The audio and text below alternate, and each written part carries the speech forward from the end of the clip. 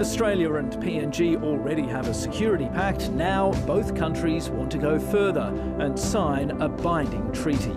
The most significant defence agreement between our two countries since Papua New Guinean independence. Australia believes it will bolster PNG's security and smooth the way for its citizens to serve in Australia's army down the track, as well as making it much harder for China to strike its own security agreements with the Pacific nation. We have consciously made a decision to choose who should be our friends in as far as security is concerned. And today, another reminder of how Beijing's military might is growing. Defence confirming that 3 Chinese warships filmed here in the Philippines and spotted north of Australia last week have now made their way down Australia's east coast, less than 300 kilometres from Sydney. They're entitled to be where they are. Australia's also entitled to be prudent.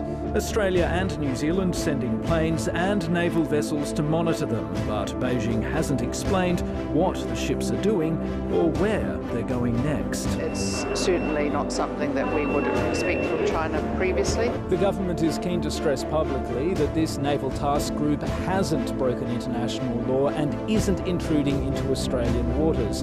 But privately, officials say China might be keen to demonstrate the growing reach of its rapidly expanding navy, which now has the ability to project force deep into our region.